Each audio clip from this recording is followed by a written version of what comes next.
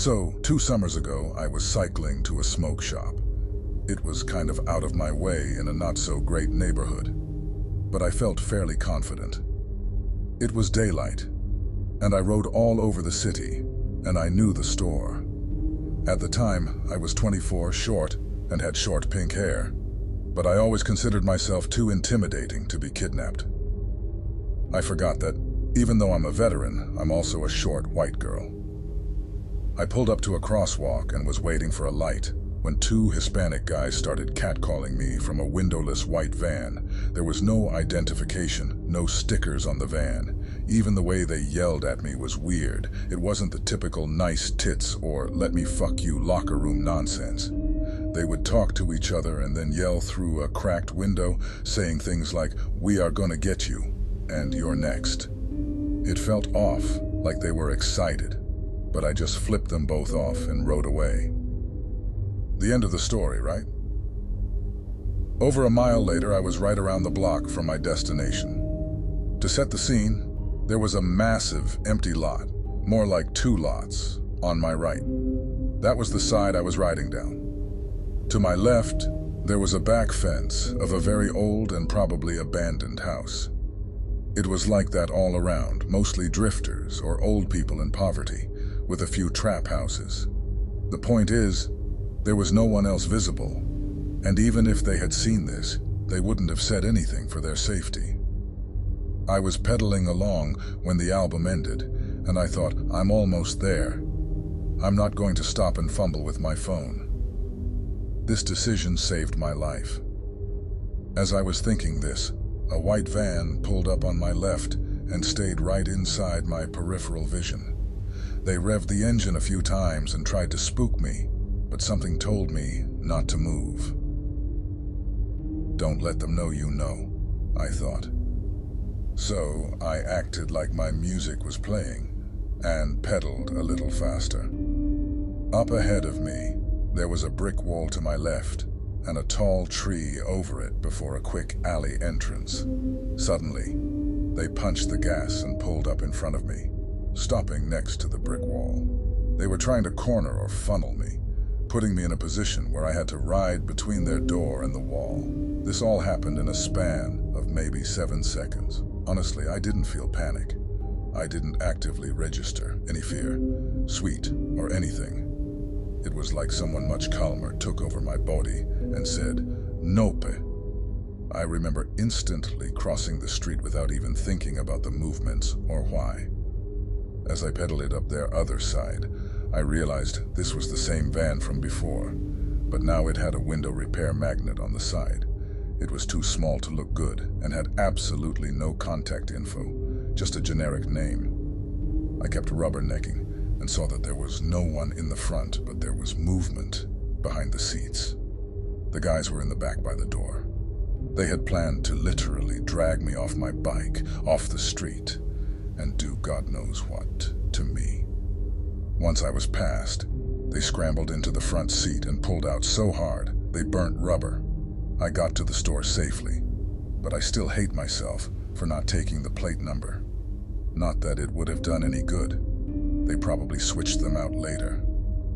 I knew I had almost been kidnapped and killed, or worse, but it wasn't until I told the story to someone from Mexico that I found out it was traffickers. They said it sounded sadly familiar and happens all the time. I have no family, and my roommates are just roommates. I would have been gone for 3 to 7 days before anyone decided something was wrong, and even then, they would have just known I left on my bike and vanished. I would have been across the border or dead before anyone even knew I was gone.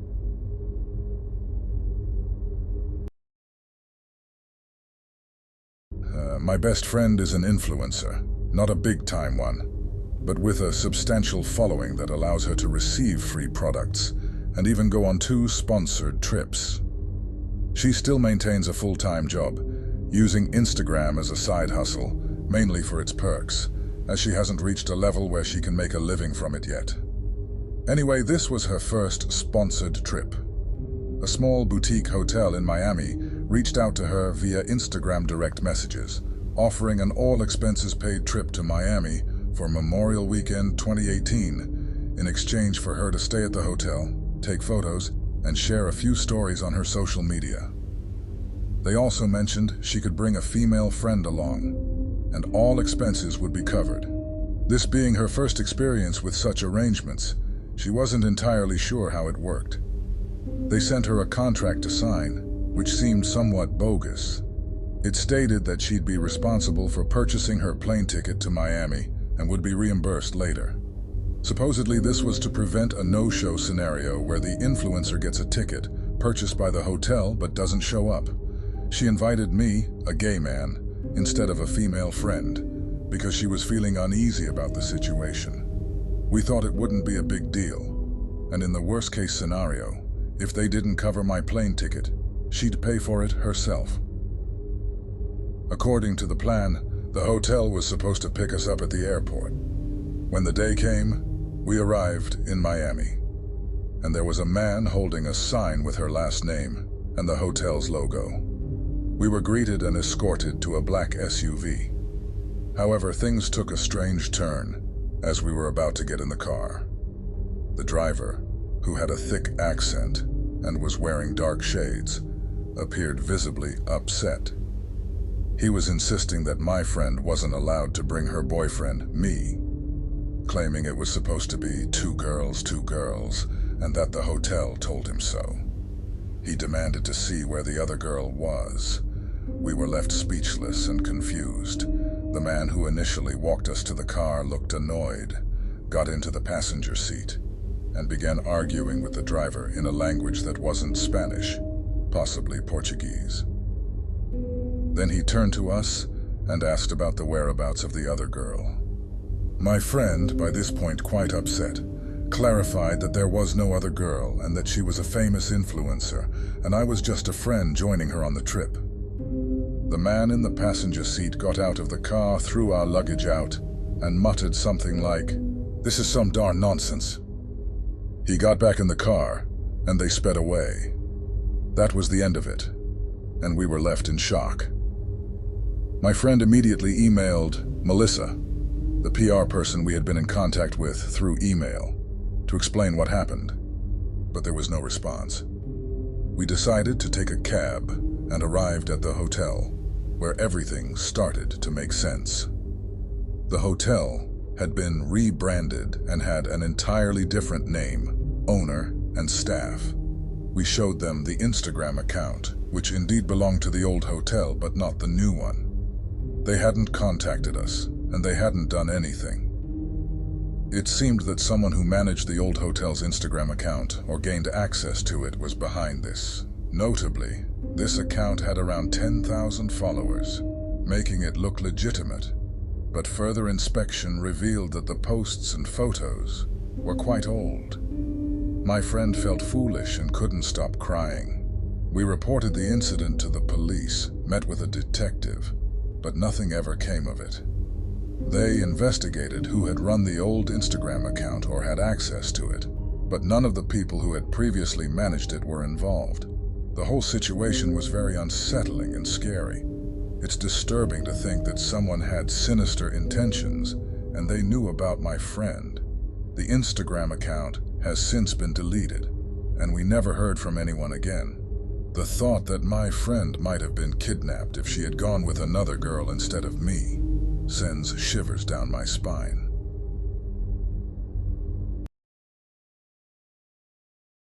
This happened to me when I was a kid. To be exact, 10 years old. I grew up in a military family and lived in the Middle East for a significant portion of my life. Because of this, we frequently traveled to different countries due to the low cost and proximity. On this particular vacation, we flew into Cairo, Egypt, the kidnapping capital of the world at that point in time. For a long weekend, we only lived like 2 to 3 hours away. It was late at night, and we were staying at the Marriott Hotel, which had a taxi shuttle service that was supposed to pick us up.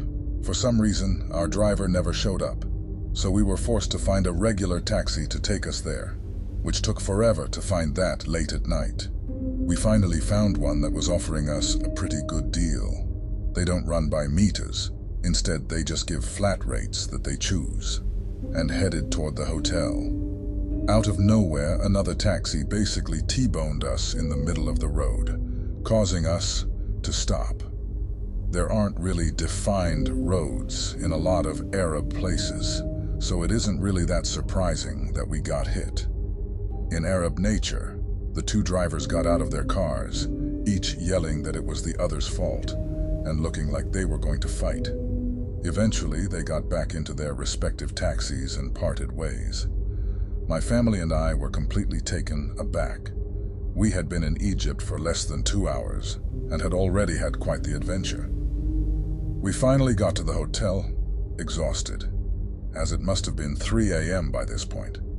Our driver helped us get all of our bags out and get settled, and told us that he felt so bad about the car accident that he offered to pick us up the next morning and take us to the Great Pyramids, which was on our agenda, for a super cheap rate. My parents agreed and decided on a time for him to come, though I can't remember when. Flash forward to the next morning. Everyone was ready for the day, excited to see how crazy it was going to be. Our driver was outside waiting for us, leaning against the car like someone in an old movie, right when he said he'd be there. I'm a blonde-haired, blue-eyed girl who had a deep tan at the time, and being in Egypt, that was a rare sight.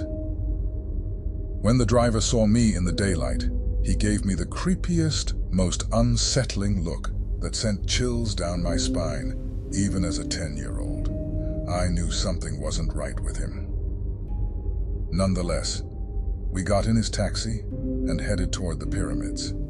He continued to try and talk to me and joke around with me the whole ride, something I found extremely creepy and bold since both of my parents were in the car. We got super close, and there was an entrance that people could go through and walk the long distance to the pyramids, and there was an entrance that taxis could go through. You had to pay to see them. Strange, but true. Our driver kept making jokes about my blonde hair and blue eyes, and bringing up that he could get me into the pyramids for free, so my parents wouldn't have to pay the extra ticket price. We laughed it off, and my parents paid him, said thank you, and began to exit the taxi. I don't remember how it happened, but at some point after I got out of the car, he did too, and directed me toward his trunk. I was confused and thought we had forgotten something, so I stayed behind as my parents walked toward the gate to get whatever I thought we had left. The driver popped the trunk, but there wasn't anything in it. He grabbed my arm and put a hand on my back, trying to push me into the trunk, and said, "I'm getting you in for free," over and over again, as I resisted.